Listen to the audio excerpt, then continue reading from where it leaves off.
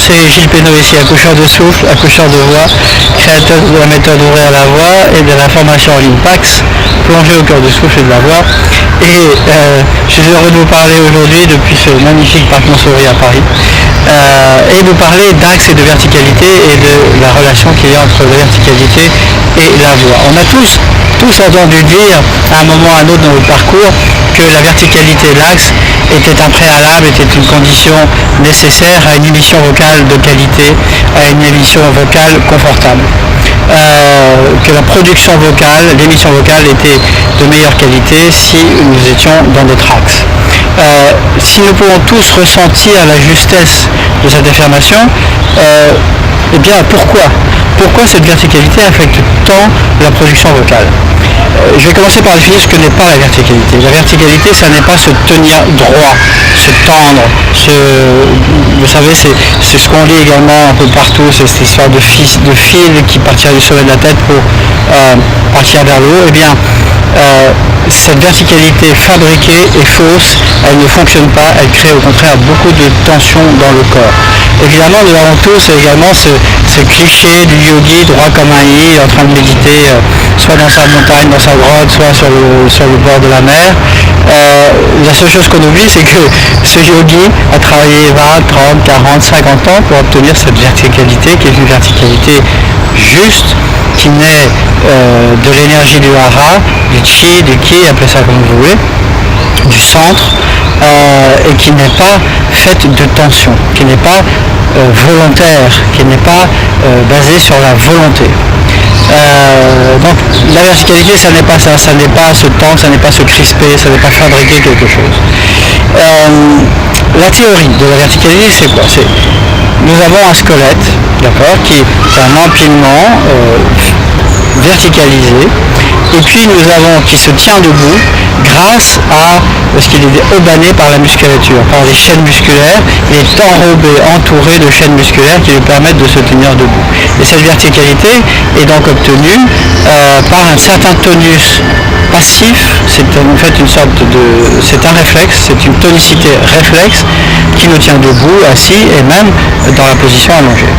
Ça, c'est la musculature profonde qui n'est pas liée au mouvement, c'est la musculature qui nous tient debout. Ensuite, il y a la musculature du mouvement qui nous permet de bouger, de réaliser des actions.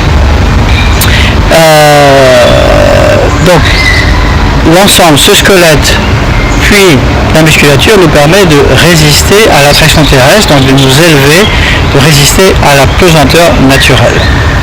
Alors, l'origine des difficultés maintenant. Pourquoi est-ce que nous avons perdu notre verticalité? Eh bien, il y a plusieurs sources. La première, c'est notre propre fabrication, notre propre évolution. Et les premières difficultés apparaissent au moment où ce petit homme, qui est d'abord un quadrupède, veut passer à la condition de bipède. Il se dresse donc sur ses pattes arrière et ce faisant avec une tête très très lourde par rapport au reste du poids de son corps, d'autant plus s'il se met debout très très tôt, eh bien il n'aura pas la musculature nécessaire pour tenir le poids de cette tête et les ennuis vont commencer, c'est-à-dire qu'il va commencer à mettre beaucoup de tension dans le haut du corps pour s'équilibrer, alors que son centre de gravité est normalement ce qu'on appelle dans le hara, c'est-à-dire le centre, c'est-à-dire le ventre, le bas du ventre. D'accord? Donc à ce moment-là, déjà, il commence à y avoir des soucis. Et puis, ensuite, il y a toutes les mauvaises habitudes qui sont prises, en particulier pendant la scolarité, pendant laquelle on passe des années et des années, un grand nombre d'heures par jour, 6-8 heures par jour, assis sur une chaise à faire fonctionner uniquement l'intellect. Et donc, on n'apprend pas à notre corps, nous ne fabriquons pas cette charpente, cette ossature qui va nous permettre de nous ériger de manière souple et détendue. Le port des chaussures également est un obstacle. On sait depuis très longtemps que toutes les cultures, les ethnies qui marchent pieds nus ont des corps beaucoup plus déliés, beaucoup plus souples, ont des mouvements et une verticalité bien plus juste que la nôtre, parce que évidemment il y a énormément de capteurs dans les pieds, dans la plante des pieds, qui nous permettent d'ajuster. Et puis la dernière source importante, c'est notre psyché, c'est-à-dire la manière dont nous appréhendons l'action, dont nous appréhendons la vie, c'est-à-dire est-ce que dans la volonté, nous sommes éduqués à la compétition, Donc on va vraiment développer cette volonté d'arriver, cette volonté de faire les choses, et souvent une survolonté, une suraction, une surtension dans l'action. Et puis évidemment ensuite les traumatismes, qu'ils soient physiques ou psychiques, ces traumatismes vont nous éloigner de la verticalité. Donc qu'est-ce qui se passe en fait? Ce qui se passe, c'est que le corps humain, j'en ai parlé tout à l'heure, il y a le squelette et puis il y a les chaînes musculaires. Il y a 6 chaînes musculaires qui se recoupent. Enfin, on peut dire, pour schématiser, une grande chaîne musculaire antérieure, une grande chaîne musculaire postérieure, avec des chaînes latérales. Et il faut bien se comprendre que tous les muscles sont reliés les uns aux autres. D'abord par les aponevroses, c'est les enveloppes qui les là, et donc ils sont tous enchaînés les uns aux autres. Les chaînes musculaires, ça vous imaginez ce que ça veut dire. Donc ça veut dire que quand vous avez une tension dans un endroit en particulier, eh bien, ce n'est pas forcément là qu'il faut travailler, mais il faut rechercher la source de cette tension. Puisque les tensions. Par exemple, souvent je reçois des gens qui me disent « Ah, mon diaphragme est bloqué ». Oui, c'est vrai, le diaphragme n'est pas libre de réaliser les mouvements qu'il devrait pouvoir faire pour respirer et chanter. Ça, c'est une réalité. Mais ça n'est pas pour autant que c'est lui qui est bloqué. Souvent, le diaphragme subit les enchaînements musculaires, souvent liés au psoas, au péricarde, à un ensemble de tensions dans les chaînes qui se répercutent sur le diaphragme et qui l'empêchent, d'abord qu'ils viennent à obérer la verticalité juste. C'est incroyable le nombre de gens qui viennent me voir et qui se tiennent par exemple très en arrière comme ceci.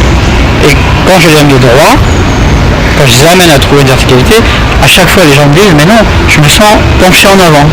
Alors que moi j'ai une maison, des portes, des murs qui permettent de voir si la personne est verticale ou non. Mettez-vous contre une porte, vous verrez tout de suite. Eh bien, ça c'est une difficulté parce que nos sens nous trompent. Nous trouvons juste ce qui est notre habitude, ce qui est habituel, et nous trouvons faux ce qui est inhabituel. Ça ne veut pas dire que notre habitude est juste, et ça ne veut pas dire que la nouveauté est juste non plus. En tout cas, nous devons rééduquer nos sens, rééduquer notre perception, en étant guidés par quelqu'un qui nous le permette. Donc ces chaînes musculaires sont entrelacées et évidemment lorsqu'une tension se répercute de muscle en muscle, eh bien on obtient au bout d'un moment non seulement une perte de verticalité mais également mais également des déplacements articulaires. Les tensions amènent des déplacements articulaires qui vont nuire évidemment au bon fonctionnement équilibré du corps, à la justesse. Et si vous perdez votre verticalité, évidemment, Françoise Mézières par exemple disait si vous ne ressentez pas votre squelette, si vous ne sentez pas vertical, eh bien vous allez vous fabriquer un squelette à partir de vos muscles. C'est-à-dire que pour corriger, si vous êtes légèrement en arrière comme ça, vous comprendrez très vite que vous avez créé énormément de tension dans les quadriceps, qui vont être obligés de compenser ce penchant vers l'arrière. Vous allez créer de la tension dans tout le bas de la chaîne musculaire antérieure. Donc voilà, on se fabrique et donc ces muscles vont se développer, vont se raidir, vont se tendre, ils vont perdre toute leur souplesse. Ils vont faire perdre leur souplesse également aux muscles qui se trouvent au-dessus. En fait, le schéma pour avancer, c'est d'abord de commencer à libérer les tensions là à la source de ce qu'elles sont, c'est-à-dire par exemple très souvent sont le psoas qui bloque le diaphragme, donc il faut venir travailler et considérer le schéma corporel dans son intégralité. Si vous ne considérez pas le schéma corporel dans son intégralité, il ne sert à rien de travailler localement sur un point. Vous allez pouvoir peut-être le détendre pendant un certain temps, mais très vite, l'enchaînement musculaire va revenir fermer et créer des tensions. Donc qu'est-ce que c'est qu'une voie sans effort? C'est une voie dans un corps vertical, puisque si vous remettez de la force dans le bas, dans votre hara, si vous commencez à détendre le haut du corps, alors vous allez retrouver une facilité de mouvement, vous allez retrouver des organes, des muscles qui vont travailler de manière beaucoup plus libre que s'ils sont tout le temps en tension, et le geste vocal deviendra beaucoup plus souple, beaucoup plus naturel, beaucoup plus détendu, au lieu d'être serré, coincé ou atone, manquant de tonus. Donc c'est quoi? On pourrait résumer ce que l'on cherche par le tonus dans le confort. C'est-à-dire, bien sûr qu'il y a une certaine un certain tonus qui est nécessaire pour chanter, mais il doit s'exercer dans le confort. Voilà, et une fois que vous avez fait ça, une fois que vous avez libéré les tensions dans le haut du corps, retrouvé la force du hara, donc vous pouvez vous ériger d'une manière souple et juste, alors votre voix se libère. Voilà, je n'irai pas plus loin, je vous rappelle juste que il reste encore quelques places disponibles sur Message. Vous pouvez bénéficier, comme d'habitude, pour vous remercier d'avoir suivi cette vidéo. Je vous offre une inscription à tarif préférentiel. Vous pouvez cliquer sur le bouton en bas et puis vous laisser guider. Vous avez des stages au Mans, il y a des stages à Paris, des stages de chant accompagnés par des pianistes et mon séminaire harmonique à la rentrée qui permet de libérer l'oreille cette fois-ci, c'est-à-dire de remettre en route l'oreille pour récupérer les fréquences manquantes dans l'audition. Voilà, je vous laisse, c'était Gilles Pénaud, accoucheur de souffle, accoucheur de voix. Merci d'avoir regardé cette vidéo, je vous souhaite le meilleur. Bye bye.